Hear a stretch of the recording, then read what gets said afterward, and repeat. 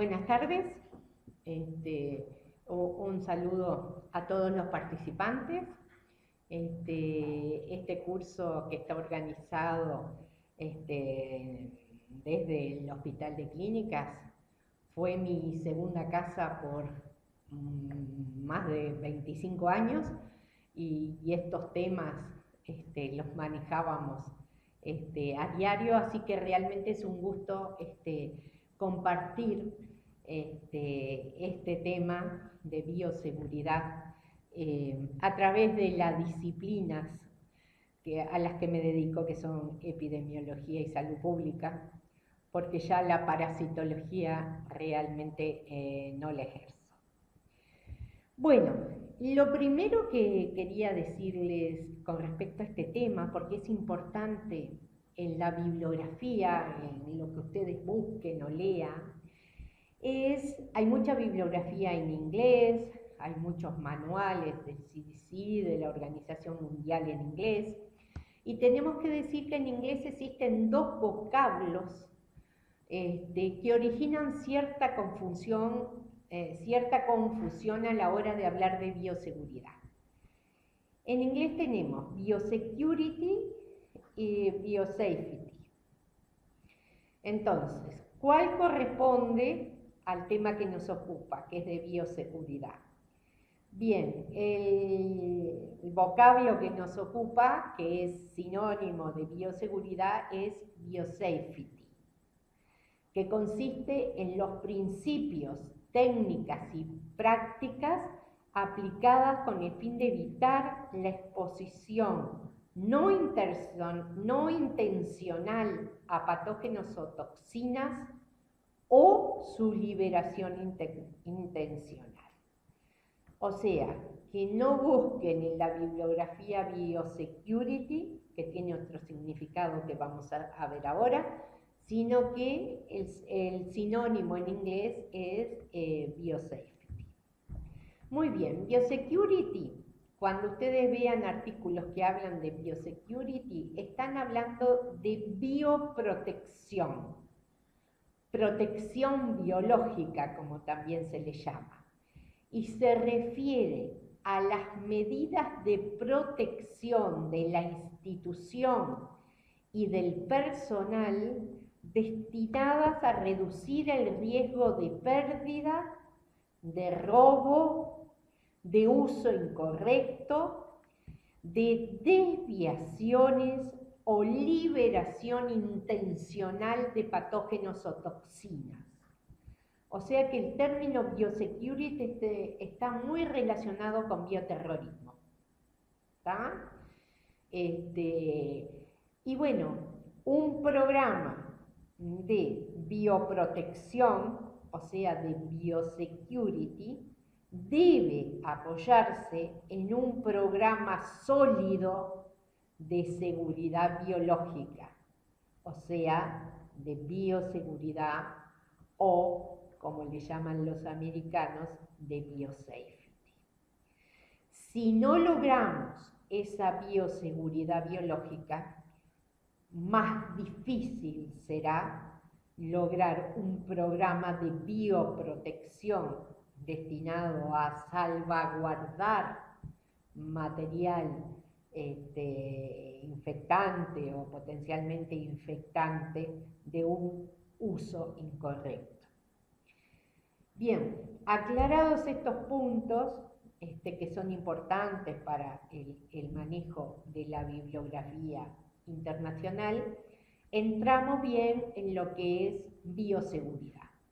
Y vamos a dar conceptos de la bioseguridad.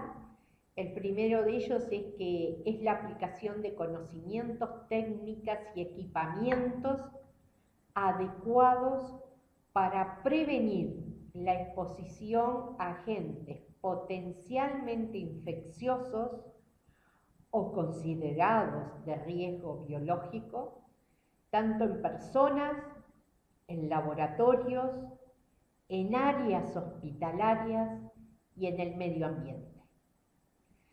O sea que el concepto general de bioseguridad excede al hospital, ¿verdad?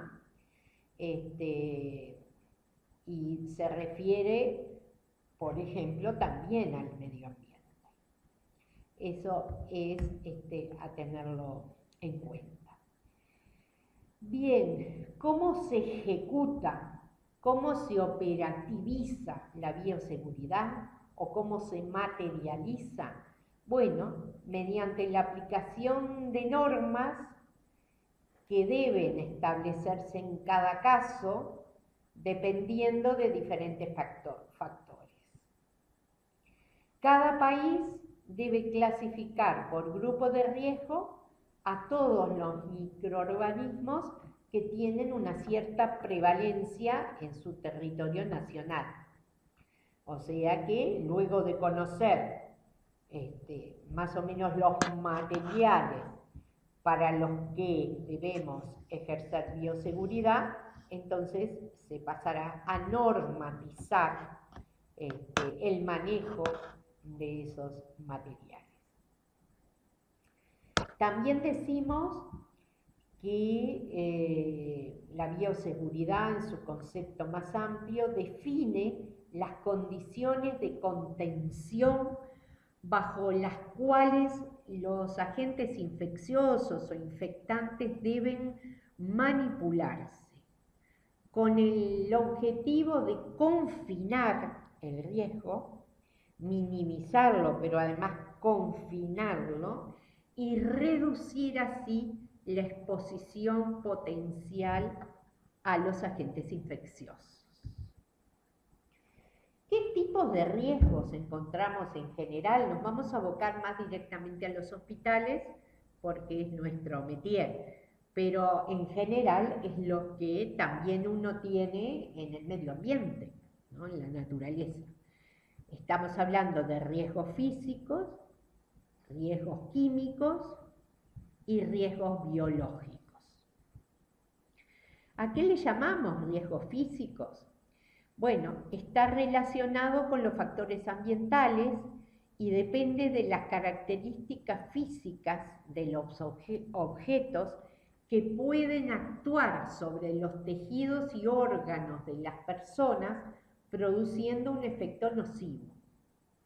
Y es así que esos factores ambientales son carga física, ruido, iluminación, radiaciones, temperatura, vibraciones. Todos estos riesgos físicos son muy bien manejados por la salud ocupacional, ¿verdad? Cuando trabaja en prevención de que los riesgos físicos ambientales nos perjudiquen o nos saquen del estado de salud para pasar a un estado de enfermedad.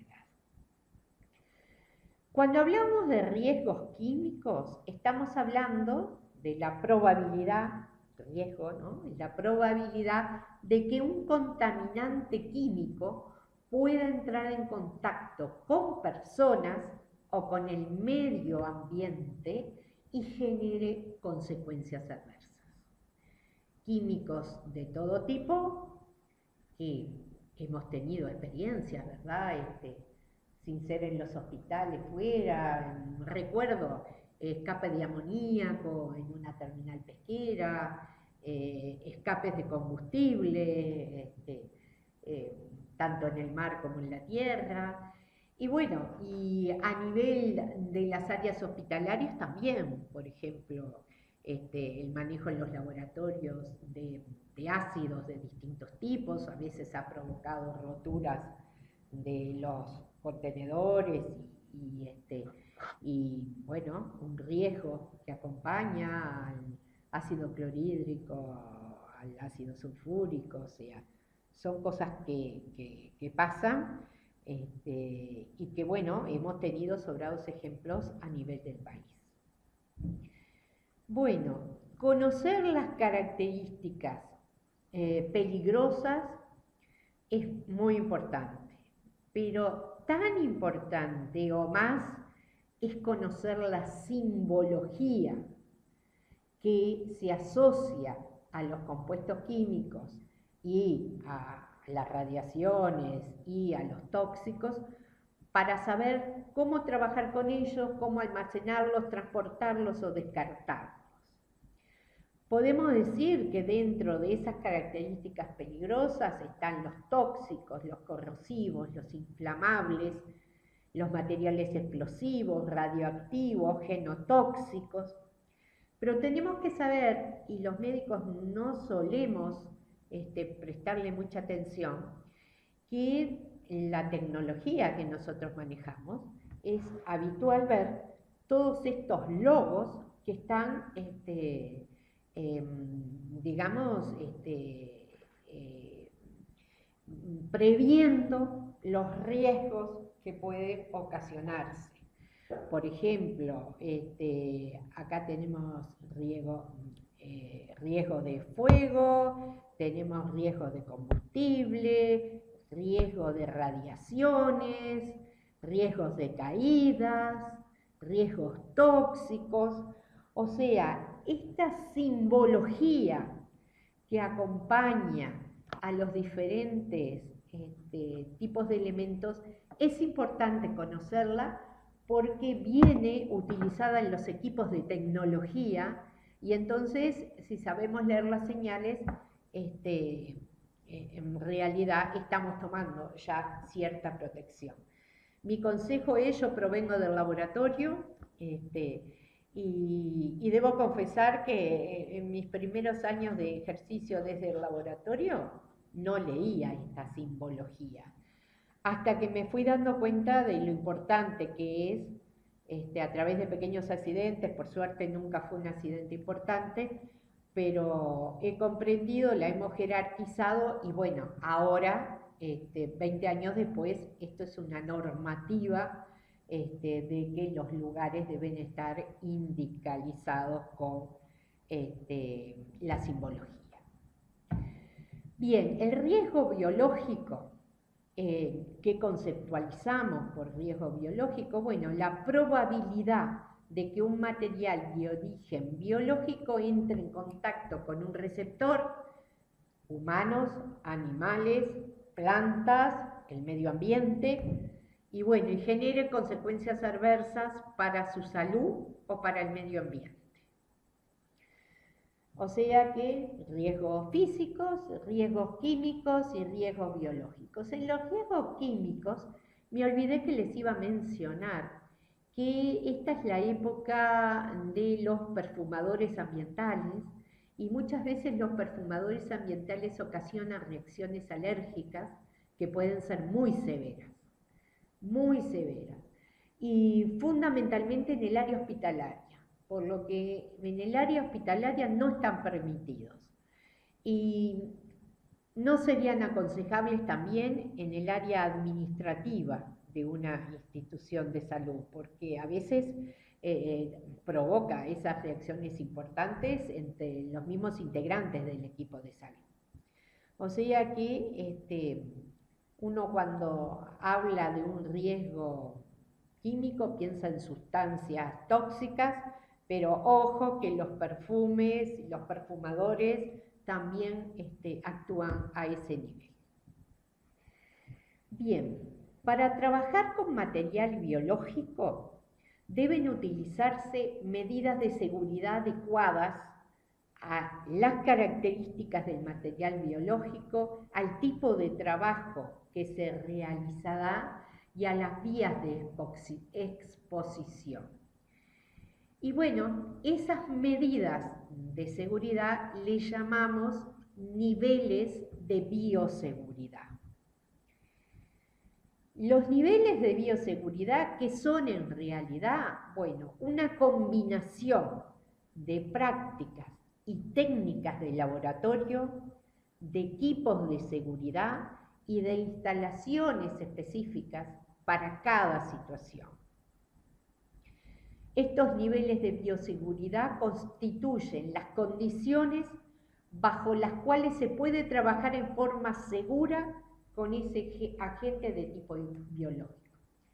Seguramente muchas de las personas, de los participantes de este curso, trabajarán a niveles del laboratorio, de preparación de materiales, y saben de la importancia de disponer de repente para ciertas desinfecciones de recipientes con tapa, porque se emiten vapores que son perjudiciales, la existencia de campanas para extraer el aire en lugares que se trabajan con diferentes sustancias, en los lugares de investigación, las cámaras ultravioletas para evitar la dispersión de la infección. O sea, según de qué estemos hablando, hay distintos niveles de bioseguridad. Bien, la bioseguridad también tiene principios, y son principios que deben cumplirse siempre. ¿Cuáles son? El primero de ellos es la universalidad, o sea, que las medidas deben involucrar a todos, pacientes, trabajadores, profesionales de los servicios en cuestión, independientemente del estado serológico, en el sentido que no importa que estén vacunados o que estén protegidos, desde el momento en que se implementan medidas de bioseguridad son universales para todos los que trabajen o desarrollen actividades en esa área. Todo el personal debe seguir rutinariamente las precauciones estándar para prevenir la exposición de la piel y de las membranas mucosas en todas las situaciones que puedan dar origen a accidentes. O sea que las precauciones estándar son una rutina para los trabajadores de la salud. El segundo principio de bioseguridad es el uso de barreras. Y como lo dice su palabra, es todo aquello que produce una barrera entre la sustancia contaminante y la persona, planta o medio ambiente. Esas barreras tienden a evitar la exposición a sangre y a otros fluidos. La utilización de barreras no evita accidentes de exposición a los fluidos, pero sí disminuye las consecuencias de dichos accidentes. Quizás el ejemplo más típico sean los guantes, ¿verdad? Para los procedimientos invasivos, los tapabocas. Muchas veces no lo evitan, pero seguramente minimizan las consecuencias de ocurrir el accidente. El tercer principio de bioseguridad es el respeto de los medios de eliminación de material contaminado. Y cuando hablamos de eso, estamos hablando del conjunto de dispositivos y procedimientos adecuados mediante los cuales los materiales usados en el proceso asistencial son depositados y eliminados sin riesgo. O sea que estamos hablando de los residuos contaminados. Bien, accidente de riesgo biológico. Esto nosotros lo vamos a conceptualizar, pero ustedes lo van a ver con mayor profundidad en otra de las instancias de este curso. Se define como accidente laboral u ocupacional aquel en el que sangre, tejidos o líquidos corporales potencialmente infectantes provenientes de una fuente de origen entran en contacto con el trabajador accidentado, ya sea a través de una lesión percutánea o con mucosas o piel, generando riesgo de transmisión de agentes infecciosos. La piel que está intacta es una gran barrera para evitar la contaminación, la infección, pero generalmente la piel no está intacta. Tiene múltiples escoraciones o lesiones pequeñas, aún microscópicas, por las que penetran muy diversos gérmenes.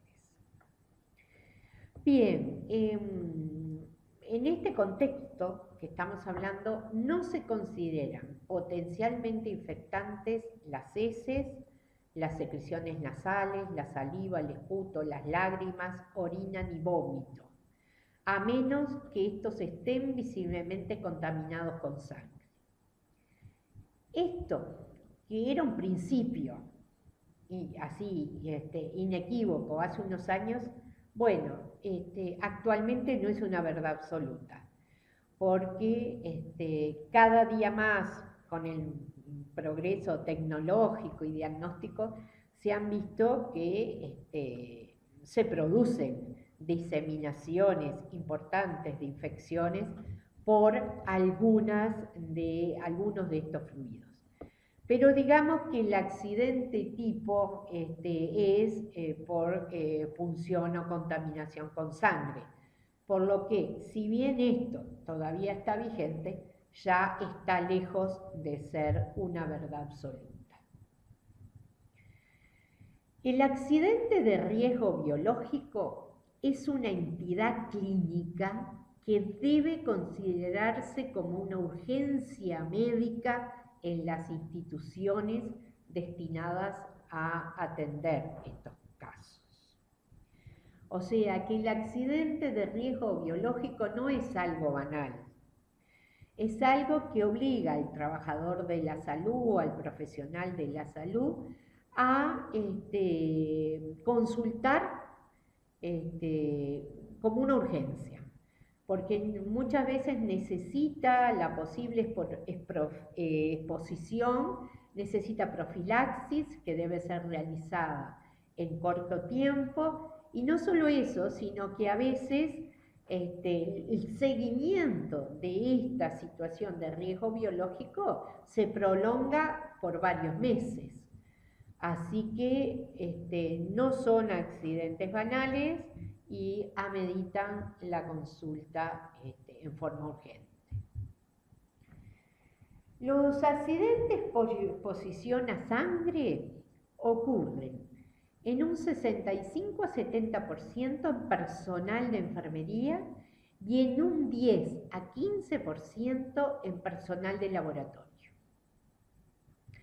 Y las tasas de estos accidentes van desde 93 por 1000 trabajadores hasta 228 por 1000 trabajadores, siendo las enfermeras, los estudiantes y los trabajadores de laboratorios los más afectados.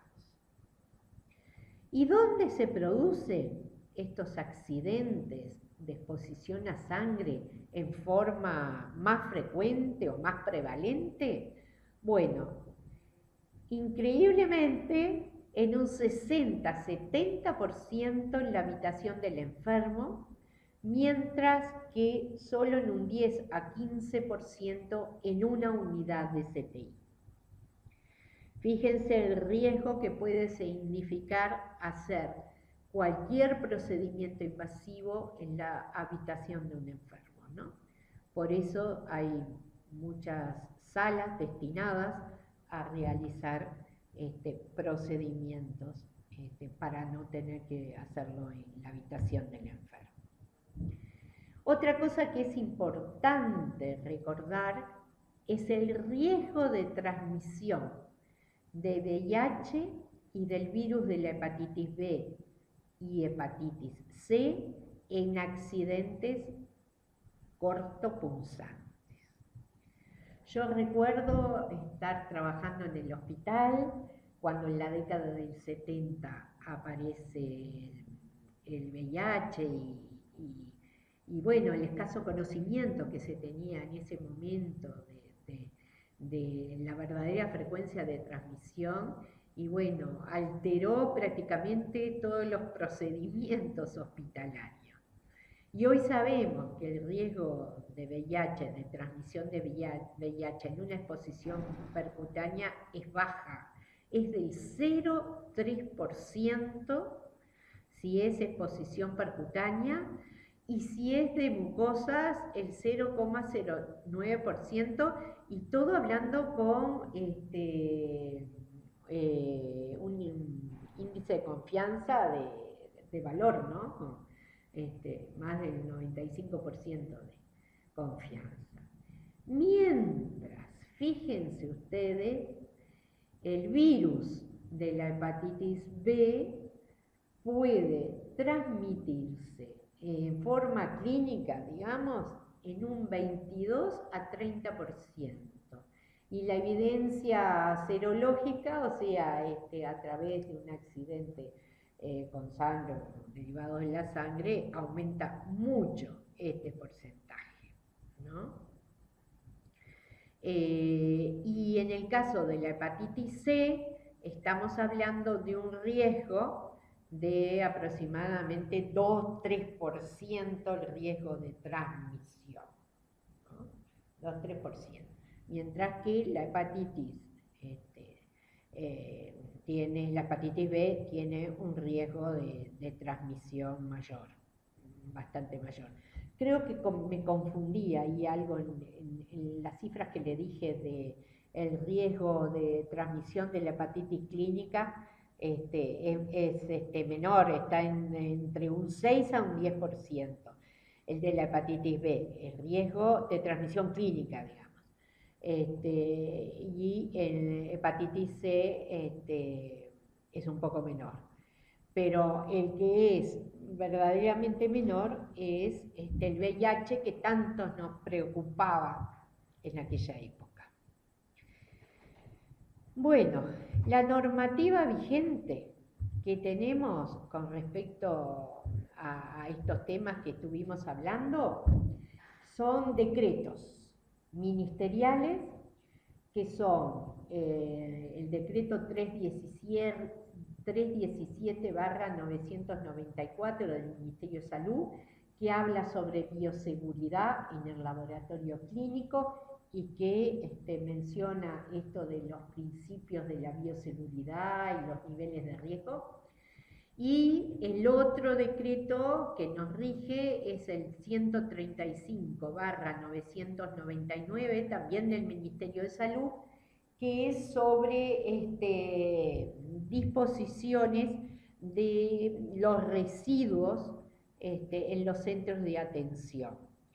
Y este decreto 135 se amplió y tiene